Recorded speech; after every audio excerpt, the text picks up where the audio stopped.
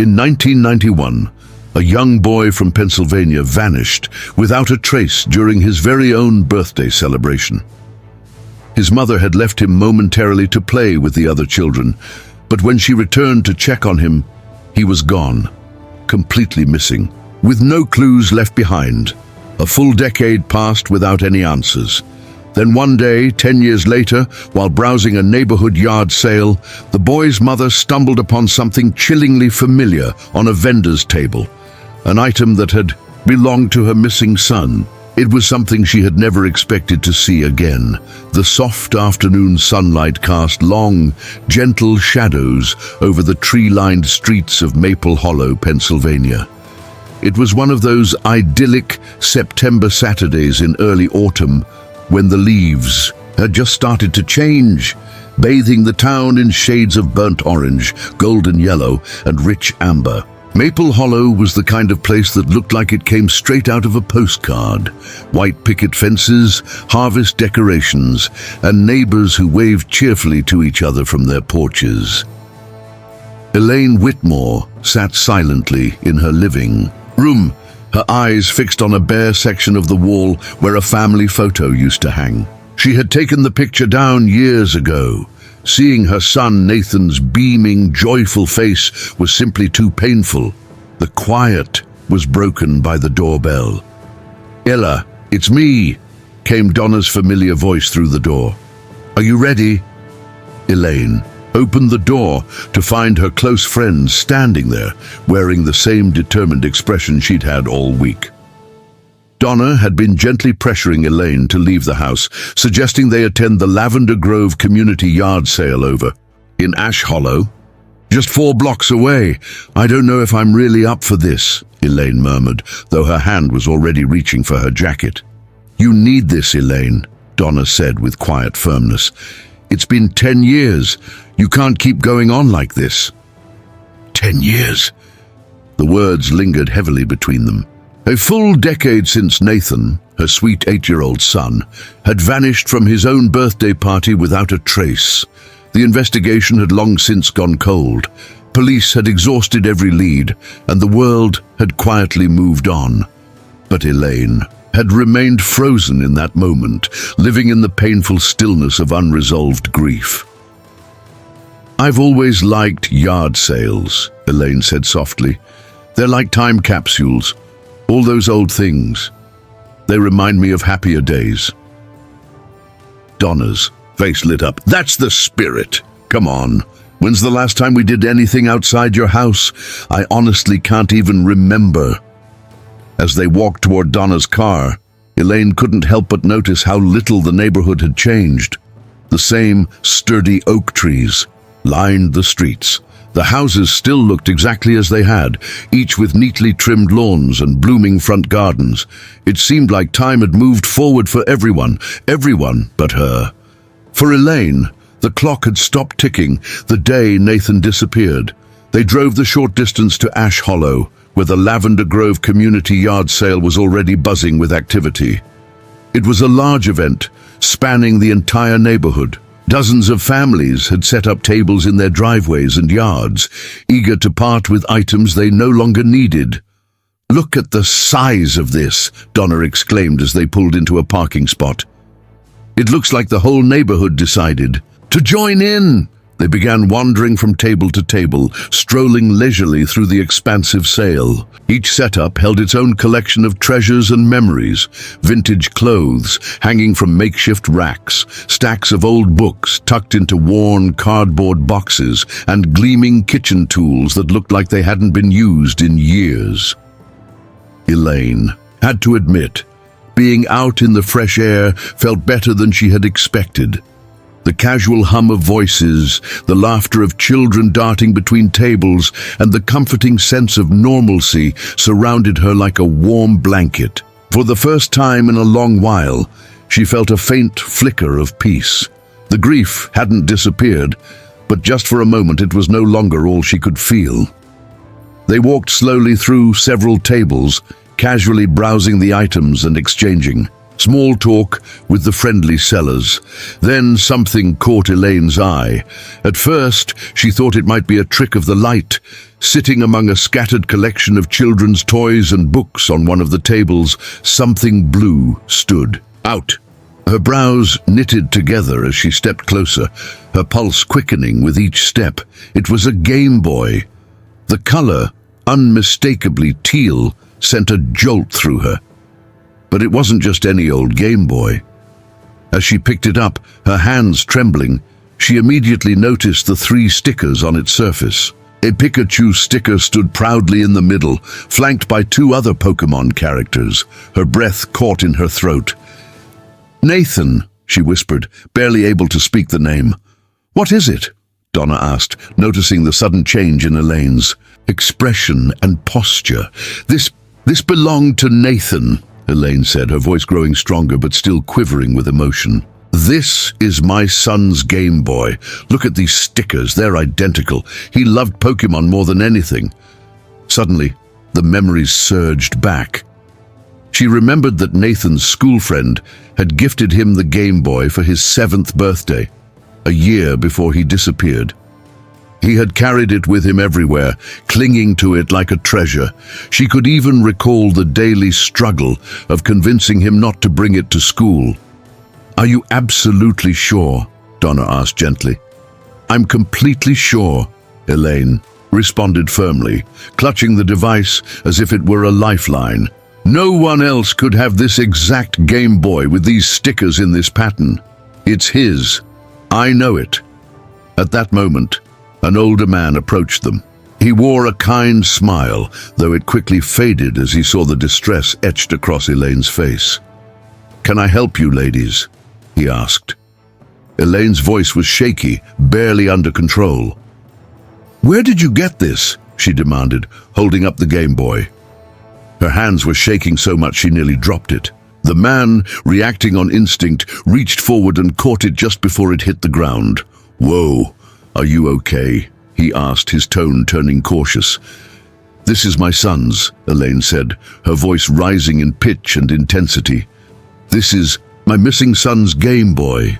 Where is he? Where's my boy? Please, if you know anything at all, please tell me so I can see him again." Her desperate voice cracked under the weight of 10 years of grief, drawing attention from nearby shoppers and vendors. Whispers rippled through the gathering crowd as people turned to stare, some with concern, others with confusion. The elderly man's face shifted from uncertainty to unease, then unmistakably to fear. "I have no idea what you're talking about," he said abruptly. He then snatched the Game Boy from her hands and shoved it into the inner pocket of his jacket. "No!" Elaine cried out in panic. His defensive reaction only fueled her suspicion. "That's Nathan's! Why are you hiding it?" "Elaine, please calm down." Donna tried to intervene gently, placing a comforting hand on her shoulder, but Elaine was beyond being calmed.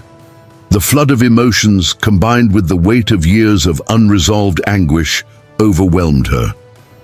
Her legs gave out, and she collapsed onto the ground. Gasps came from the onlookers. Some began whispering, others moved closer. "I'm calling the police," the old man announced, pulling out his phone and dialing. Within 5 minutes, a police cruiser pulled up at the curb, its lights flashing but sirens silent. A young officer stepped out and walked briskly toward the crowd, assessing the situation. "What seems to be going on here?" the officer asked firmly. The elderly man spoke first, clearly trying to frame the narrative. "This woman just started freaking out. She claimed that this Game Boy I'm selling belongs to her son. She doesn't have any proof. And then she tried to take it from me." "Sir, may I see the device in question?" the officer asked professionally. The man crossed his arms defiantly. "Legally, I don't have to show you anything. This is my personal property. I have a right to privacy." "Sir, I'm asking you to cooperate," the officer said, this time with more authority in his voice. "I know my rights." The man snapped back, holding his jacket protectively over the pocket where the Game Boy was hidden. Elaine, still sitting, On the ground, with Donna kneeling beside her for support, looked up at the officer with tear-filled eyes. "Please," Elaine pleaded, her voice barely steady, "call the detective in charge of my son's case, Nathan Whitmore. He vanished 10 years ago." The officer immediately radioed for backup and requested contact with the detective. Within minutes, several additional police vehicles arrived, along with an unmarked sedan. From it stepped Detective Morrison, a seasoned investigator in his 50s with graying hair and a no-nonsense demeanor. He approached Elaine calmly, but with clear concern. "Mrs. Whitmore," he greeted her softly, "can you tell me what's going on?" Elaine pointed a shaking finger toward the elderly man. "That man has Nathan's Game Boy, the blue one with 3 Pokémon stickers. It's his. I know it." "Detective." Morrison's expression turned grave. He turned his full attention to the man Elaine had indicated. "Sir," the detective began firmly, "I'm Detective Morrison. I've been assigned to the Nathan Whitmore case for the past 10 years. Nathan was just 8 years old when he went missing. He would be 18 now. We have a detailed inventory of the items that disappeared with him, including his favorite toy, a blue Game Boy decorated with 3 Pokémon stickers." He returned to his vehicle briefly and retrieved a folder, pulling out several old photographs. "These are pictures of Nathan and the Game Boy in question," he said, holding them up. "I'm going to have to ask you to hand over the device so we can make a comparison." Just then, another officer stepped forward, squinting at the elderly man. "Wait a minute, is that Walter Griggs? Sergeant Walter Griggs?" The man stood up a little straighter at the mention of his name. "Sir," the officer continued, "you were a respected police sergeant here in Ash Hollow. You know how these procedures work." With a heavy sigh and visible reluctance, Walter Griggs reached into the pocket of his jacket and pulled out the Game Boy. Detective Morrison accepted it carefully and examined it beside the photos. The match was unmistakable. "Where exactly did you get this, Mr. Griggs?" the detective asked. "I bought it years ago at a flea market," Walter replied quickly. "That's a lie," Elaine shouted, her voice filled with fury and pain. Donna continued to support her, but Elaine was shaking. "He knows something about what happened to my son. He has to." "Mom, please," Detective Morrison said, trying to keep the situation under control. Then he turned back to Walter. "We're going to need to conduct a search of your property." Walter's jaw clenched. "Fine," he muttered. "Do what you need to do." The officers began by searching Walter's vehicle and the boxes he had brought to the yard sale. They examined everything thoroughly, but found nothing out of the ordinary. "We're going to need to inspect your residence as well," said Detective Morrison. "Will you allow us to proceed?" Walter let out a tired sigh. "Whatever, but I don't want her," he pointed accusingly at Elaine, "on my property." Without argument, the group prepared to move. Detective Morrison helped Elaine and Donna into the back seat of his car, and Walter led the way to his house, which was just a block away around the corner. Police cars followed closely behind, lights flashing but sirens silent. As they drove the short distance, Elaine's heart pounded in her chest. After a decade of silence and hopeless searching, could this finally be the breakthrough they had prayed for? Or was it going to be just another devastating dead end in a case that had shattered her life more times than she could count? The sun was beginning to dip below the horizon, casting a golden glow across the neighborhood as they arrived at Walter Griggs' modest 2-story home. Its clean white siding and simple black shutters betrayed nothing about the secrets it might. "Hold inside. Wait here," Detective Morrison instructed Elaine and Donna gently, nodding toward the interior of the car as he and the other officers approached the front door. From inside the vehicle, Elaine and Donna watched anxiously through the windows. They could see the officers moving methodically through the home, checking closets, opening cabinets, examining every corner. They were searching carefully for anything, any clue that might finally connect this ordinary-looking house to the disappearance of Nathan Whitmore. "This will be okay," Donna whispered, gently squeezing Elaine's hand for reassurance. Elaine couldn't bring herself to reply. Her entire focus was on the house in front of her, her eyes locked on every movement the officers made. Every minute that passed felt like an eternity, but she kept hoping desperately that they would find something, anything, that could lead her back to Nathan. Time dragged on painfully. 30 minutes passed, then 45, and then more than an hour slipped by. Still, there was no word. Finally, Detective Morrison stepped out of the house and walked toward the police car where Elaine and Donna waited. His expression gave nothing. "Away, we didn't find anything," he said gently as Elaine rolled down the window. "There's no sign that a child ever lived here or was kept here. No evidence at all." Elaine felt her heart plummet. She had been so convinced, so utterly sure that finding Nathan's Game Boy was the key, that it meant they were finally close to finding him. Her breath hitched as Detective Morrison opened a folder and showed her some documents. "Walter Griggs is indeed a former police sergeant," the detective confirmed. "He retired with full honors." Officer Chen, the same officer who had recognized Walter earlier, stepped up beside them. "Ma'am, if I may say something off the record, Walter Griggs was a respected officer in this town during the 1970s and 80s. I even worked with him briefly before he retired. It's hard to believe he could ever harm a child." "But the Game Boy," Elaine murmured, her voice faint but insistent. "Those Pokémon stickers, it has to be Nathan's."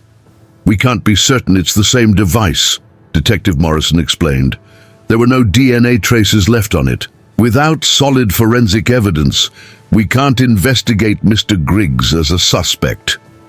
The group began walking back toward the porch, where Walter stood with his arms folded tightly across his chest, embodying the image of a man wrongfully accused. "Mr. Griggs," said Detective Morrison, "we are requesting your permission to retain the Game Boy as potential evidence." Walter waved his hand with disinterest. "Take it, I don't need it. I was planning to sell it anyway. Would have sold it to her if she hadn't gone off and accused me of terrible things." "That Game Boy belongs to my son," Elaine said, her voice firmer now, though the pain was still evident. "It's evidence. I don't need to purchase what's already ours." Detective Morrison stepped between them, trying to keep the situation from escalating. "Mr. Griggs, can you tell us when and where you bought this device?" Walter shifted on his feet, visibly uncomfortable. "I don't even remember. Some flea market years ago." "For whom did you buy it?" the detective pressed. Walter hesitated. "For my—" He paused, catching himself. "For my niece." Elaine's eyes widened. She had caught the hesitation. He had almost said son. She was sure of it. She quickly glanced at Detective Morrison, and from the flicker in his eyes she could tell that he had noticed it too. That small, unspoken recognition from the detective grounded her, kept her from spiraling into panic again. "Mrs. Whitmore," Morrison said gently, "would you come down to the station to give an official statement?" Elaine nodded. Then she turned to Donna. "I'll go with the officers on my own." Donna pulled her into a firm, supportive hug. "Call me if you need anything at all." Elaine climbed into the back seat of the police cruiser.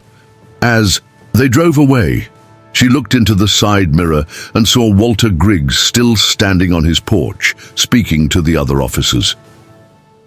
The local police station wasn't far. It was a modest brick building that had served the community for decades. Elaine had visited it far too many times over the years. First during the early days of the investigation, and then for updates that slowly became fewer and farther between until they stopped altogether. Inside the station, she was led to a small interview room. It was there that she sat down to give her formal statement, one she had never imagined still having to give after all these years.